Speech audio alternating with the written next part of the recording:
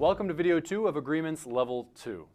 In today's video, we're going to learn the second component to creating working agreements. Before we do, let's review what we learned in video 1. Now, we discussed the importance of writing down all our agreements. Seeking that clarity means that both parties know exactly what they're agreeing to, and writing agreements down begins the creation of a system to guarantee results. Remember, what's the deliverable, who's carrying the weight of it, and when will it be completed? The next component of creating working agreements is to, if life throws you a curveball, renegotiate before you break the agreement. There are times where a situation or added information make it necessary to renegotiate agreement that we may have made. Basically, life happens.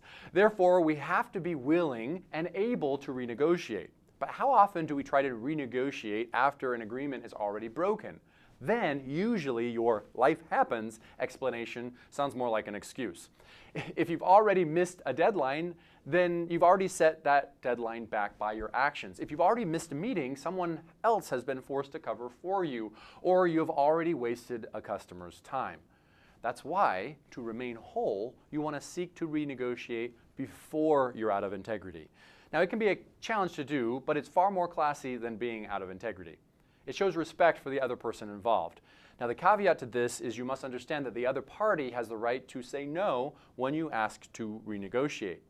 You don't have permission to ask if they don't have permission to say no. Now, if they say no to renegotiating, then you can still choose to break the agreement. Yeah, sure, but then you're out of integrity, all right? Now, when is it the proper time to renegotiate an agreement? It's not after the agreement is already broken, and it's also not right before it's supposed to be fulfilled. All right? This time right before, when it's probably too late to make arrangements or avoid potential ramifications, I call this the breaking zone. Think of the timeline of making an agreement and when we might realize that we can no longer keep the agreement or would like to request to change it. Like we discussed in the first agreement video series, sometimes we know we won't keep an agreement as soon as we make it. All right? That's the time to get more clarity and renegotiate. Sometimes it's when we start working on the agreement and we see what it's really going to take. Maybe we underestimated the effort or the expertise involved, or realized that we're missing some crucial pieces of information. These are all moments along the way from making to keeping an agreement. You just can't renegotiate in that breaking zone. At that point, it's simply a broken agreement. Or you must do whatever you can to fulfill that agreement no matter what. So what are some examples of when we try to do this? Here's a classic. I'm going to be late to a meeting because I'm stuck in traffic. Now, I'm not talking about traffic from a massive accident that hadn't happened by the time you got on the road and you were on time at that point.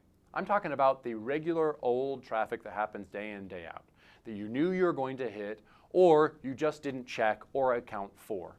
By the time you're stuck in traffic and the GPS tells you that you're going to arrive 15 minutes after the meeting starts, you've already broken the agreement to be on time, even though the meeting hadn't started yet.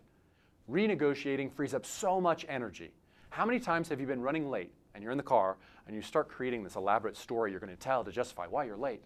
I mean, my kid wrote on my paperwork, so I had to pre-print it, and then my car battery was dead, and there was an accident on the freeway, and bam, I'm late. That just adds a lot to our stress and our energy consumption.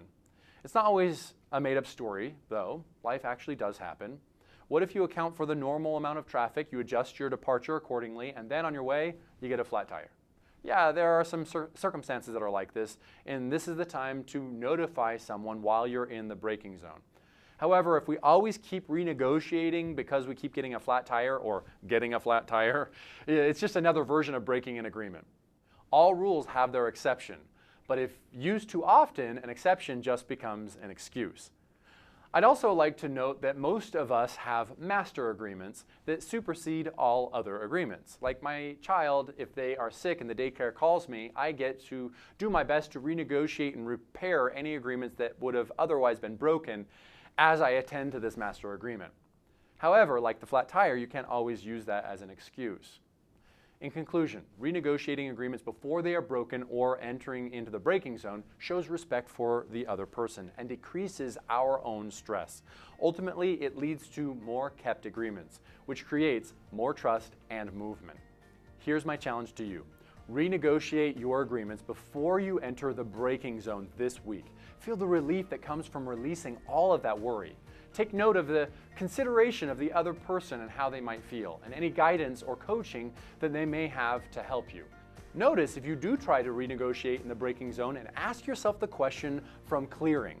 At what point did you choose to break this agreement? So you can get clear on when you can actually renegotiate for next time. And up next, the third component of creating working agreements, the key to greater peace in our agreements. We'll see you there.